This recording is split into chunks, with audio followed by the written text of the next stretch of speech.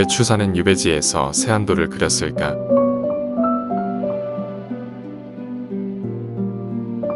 새해가 되면 그림이 주는 이미지 때문인지 추사가 유배지 제주도에서 그렸다는 세안도가 떠오릅니다. 사실 추사 김정희가 그린 세안도는 보기에 조금 어색한 그림이지요.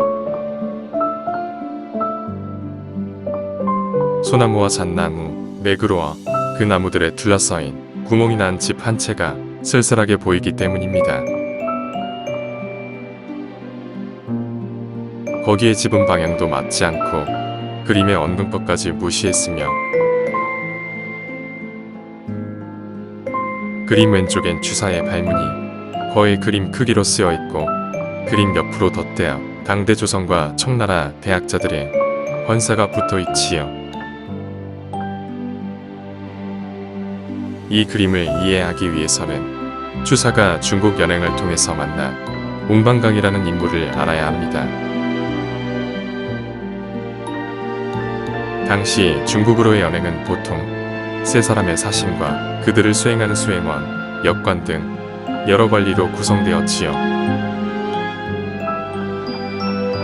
그런데 정조 이전에 연경에 간 조선 사신들은 청나라에 대한 불편한 심기 때문에 청나라 사람들을 만나지 않았습니다. 당시 조선의 지식인들은 청나라를 임진왜란 때 도움을 준 형제국 명나라를 멸망시킨 원수라고 여겼기 때문이지요. 그러나 시간이 흐르면서 청나라를 바라보는 시각에 변화가 일기 시작합니다. 그 시작은 젊은 지식인들이 연행을 가서 청나라 학자들과 교류를 하기 시작하면서 특히 정조가 등극하면서 청나라 문물 수용이 본격화되었는데 청나라를 배워야 할 대상이라고 파악했기 때문이었지요. 하지만 정조는 청나라 문물의 무작정 유입이 아닌 철저히 준비된 상황에서 조선에 필요한 부분만 들여왔습니다. 그러나 정조가 사망하자 청나라 문물의 유입은 걷잡을 수 없을 정도가 되지요.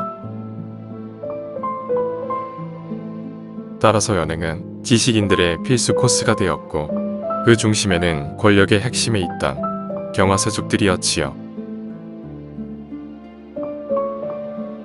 또한 연행이 중요시되면서 역관이 문화의 매개자로서 주목을 받기 시작합니다. 대표적인 인물이 추사의 제자 이상적. 1809년 10월 생원시에 막 합격한 추사는 부친 김노경의 연행에 따라 나서지요. 그해 12월 하순 양경에 여장을 푼 추사는 만나고 싶었던 인물 중 옹방강만 만날 수가 없었습니다.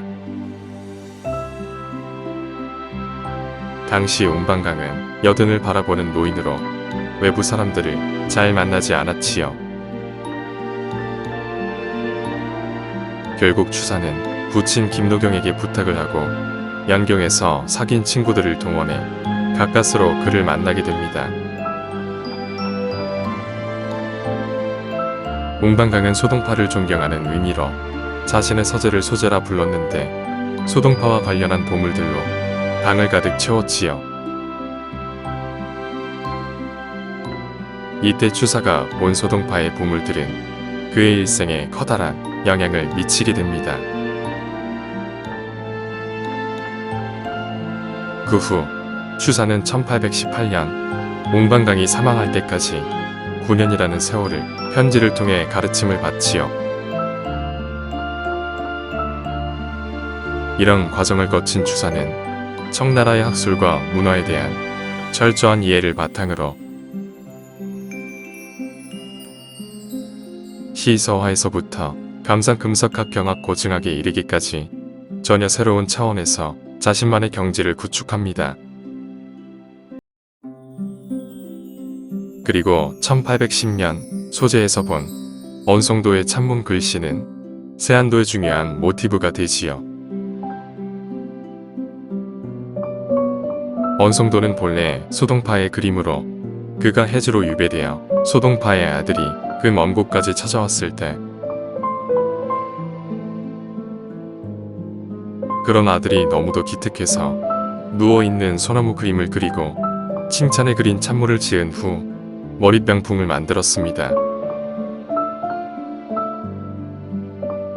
추사가 소재에서 본 것이 바로 소동파가 쓴 찬문 글씨였지요. 웅방강은 소동파의 52자만 겨우 남은 찬문 글씨는 구했지만 언송도는 전해 오지 않았기에 찬문을 바탕으로 언송도를 그리기도 했습니다. 또 1796년 12월 19일 소동파의 생일날에 고목이 된 소나무 비스듬히 가지 들이우고 집에 기대 있네라는 시를 짓기도 했지요. 추사 역시 찬사를 그림으로 그려볼까 생각했지만 추사 자신은 소동파와 같은 상황이 아니었기에 마음속으로만 간직하고 있었지요. 그러다가 추사가 억울하게 제주도로 유배를 가게 되었고 평소 친하게 지내던 친구들은 연락을 끊었습니다. 그러나 제자 이상적은 자신이 잘 나가던 때나 제주도에 유배되었어도 한결같았지요. 어느 날 이상적은 청나라에서 어렵게 구한 황조 경세문편을 보내옵니다. 추사는 이 책을 보고 감격의 눈물을 흘렸는데 공자가 말한 세안연두시 송백지우저의 의미를 깨달았기 때문. 날씨가 추워진 후에야 소나무와 잣나무가 시들지 않는다는 사실을 알게 된다는 공자의 말씀을 현실 속에서 체험한 것입니다.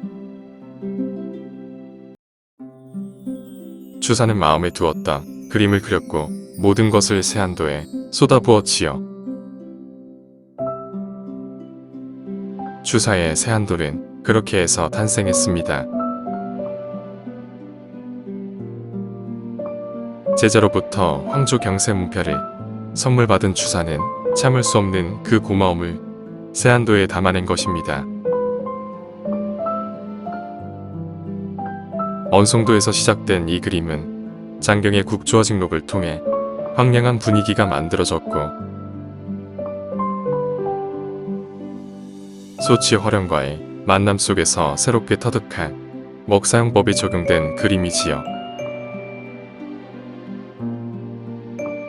그리고 많은 청나라 지식인들은 세안도를 위해 기꺼이 헌사를 바쳤습니다.